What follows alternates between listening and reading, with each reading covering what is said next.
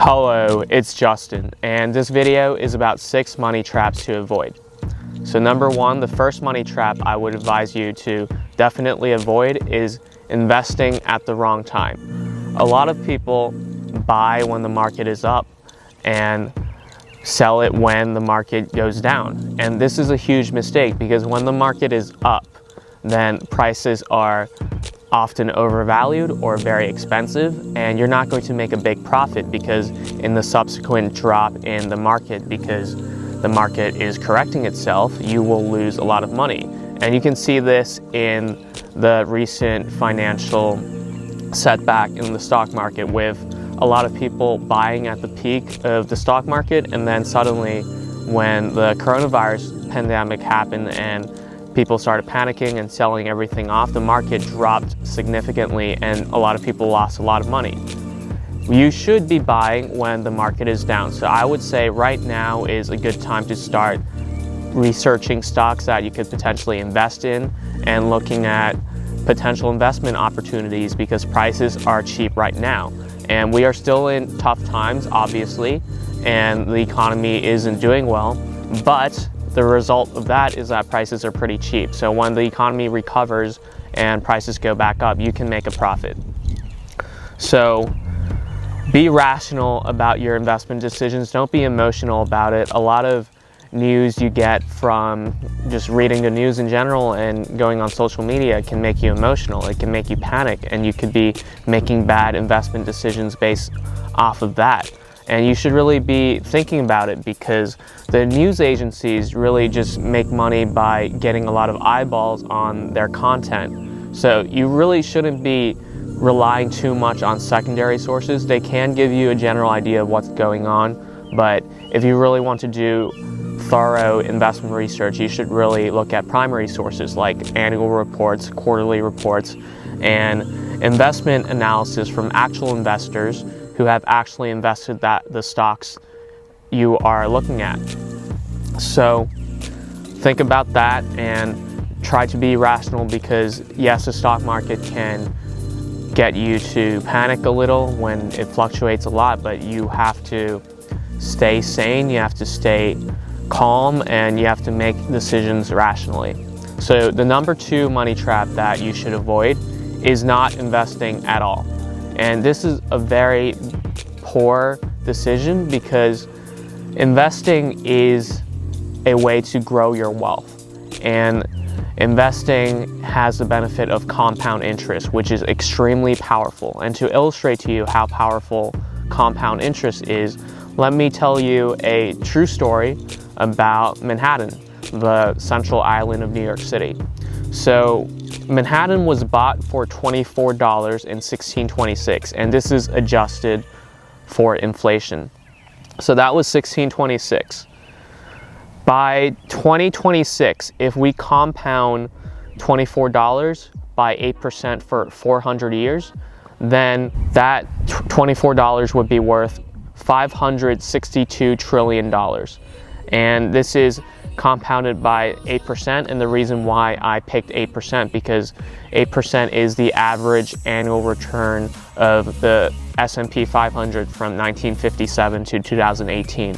So it gives you a good idea of the average annual return of the stock market. And yes, it's true that there can be big fluctuations for certain years, but for the most part, it can be pretty stable, and 8% is what we should really compare it to, because you have the power to put your money in the stock market and have it compounded by 8%, because that is the average annual return of the stock market.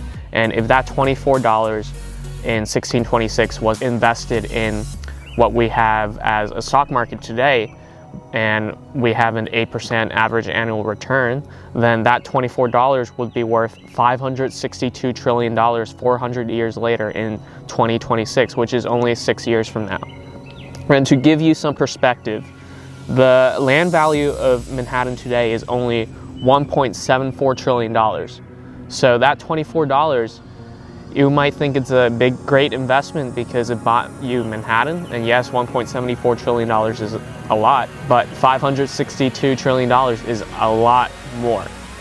And to give you some more perspective, the GDP of the USA in 2019 was $21.43 trillion, and the GDP of the world as a whole in 2019 was about 80-something trillion dollars.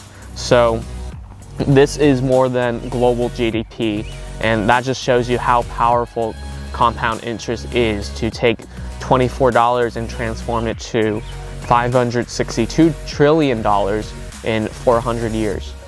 So obviously none of us are going to live 400 years, but to give you a way to think about it, let's say we just have $100 and we invested at 8% annual return for 10 years. That $100 would be worth $215.89.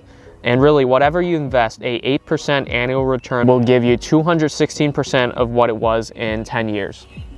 So compound interest is very powerful, and you should invest to take advantage of the power of compound interest to grow your wealth. Because we live for a while. Most of us, if we're young, we have a long time to live, and even if you're old, you still probably have a few decades to go, and that has a lot of potential to grow your wealth through the power of compound interest. So don't lose this opportunity and invest your money so you can take advantage of the power of compound interest. And I'm not just talking about investing your money, although that's very important. You should also invest in yourself to improve your skill set, which can give you a higher earning power, or invest in your business that can lead you to have long-term rewards in the future.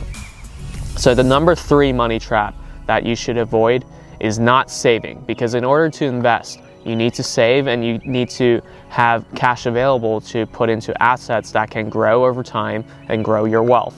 So always prioritize your long-term benefits over your short-term pleasures, because the long-term benefit will add value to your life for the rest of your life. For example, if you work out and you have a healthy body and a fit body, you have that body for a long time until you die. And that is something that will benefit you for the rest of your life. But maybe you love drinking alcohol or you like eating pizza. Every now and then it's fine, but if you do it too much and prioritize the short-term pleasures over the long-term rewards, then you will suffer in the long term. And yes, you can eat a pizza and you can drink alcohol, but it's not going to add value to your life in the long term. And maybe every now and then it's great to have a good time, it's great to relax, but honestly, most of the time you're not going to remember that time you munched down that delicious pizza or drank that glass of tequila. So prioritize your long-term rewards, because that can really help you throughout your life and really affect your life direction.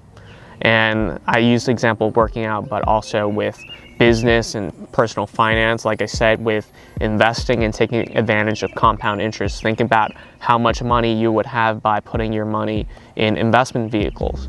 So don't sacrifice your long-term rewards for short-term pleasures, and don't spend all your money on consumption.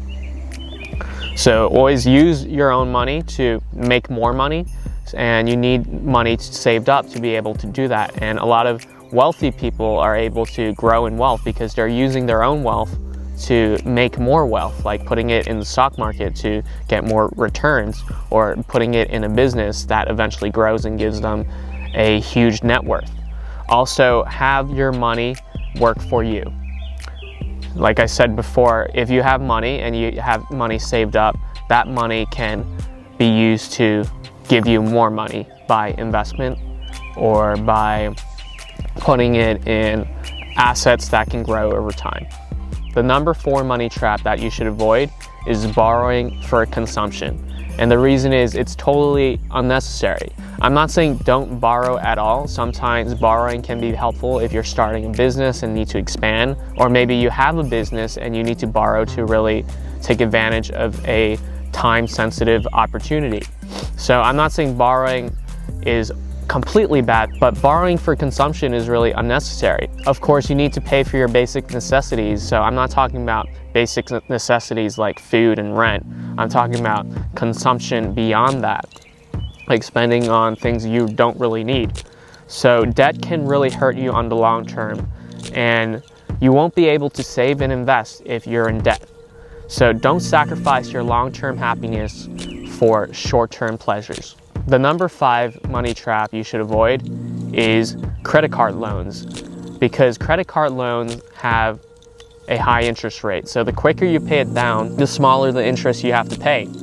So pay the credit card loans quickly, don't let it pile up, because the interest on credit cards can really increase significantly what you owe to your credit card company. And it's better for you to pay it down quickly so you don't accumulate interest and end up paying a lot more in the future. So just pay less right now than pay a lot more in the future. So the number 6 money trap you should avoid is predatory loans. And we saw this happen in the previous financial crisis in 2008, 2007, with a lot of predatory loaners going after people who really cannot afford to take on the mortgages or the loans. And the reason they go after these people is because they don't care whether or not these people can pay back, because what these financial institutions do is to securitize the loans and sell it to someone else. So in 2007, 2008, a lot of predatory loaners just loaned a lot of money and didn't care about if people could pay it back, and they just put it all together and got the rating agencies to give them great ratings, and they just sold it to investors and made a lot of money. And they had pretty much very little risk to contend with, because if the borrowers didn't pay it back, then that's on the investors who bought the loans. They already sold the loans away, so they don't care whether you can pay it back or not. And that happened in the last financial crisis, and right now a lot of people are becoming desperate or are becoming more financially insecure because of what's happening with the economy. So I can see something like this could potentially happen again, and financial institutions can just loan a lot of money and not care about whether people can pay it back or not. And there is that demand, because since people are in economically difficult times, they are willing to borrow more to afford the lifestyle they previously had. So there is that demand, and if financial institutions meet that supply with these predatory loans, that can be a huge mistake for the borrowers, because if they can't pay it back, it would really hurt them a lot. It would put them into debt. It can hurt their credit score. And the financial institutions don't care. They don't have an incentive to care, because they can just securitize the loans and sell it to investors. But hopefully, I hope that we have learned from the last crisis, and the rating agencies won't rate those loans very well. In the previous financial crisis, the rating agencies gave the securitized loans pretty good ratings. So that was very misleading for investors, but hopefully that won't happen again. But we should watch out for it and make sure we don't fall into that trap. So those are the 6 money traps to avoid. Thank you for watching. I hope you enjoyed the video. Like, comment, and subscribe, and hit the bell notification so you get notified when new videos come out. Also, follow me on Instagram, where you can DM me, and follow me on Medium, where I write about the same topics I talk about on YouTube. The links for my Instagram and Medium are in the description below, so check that out, and I'll see you next time.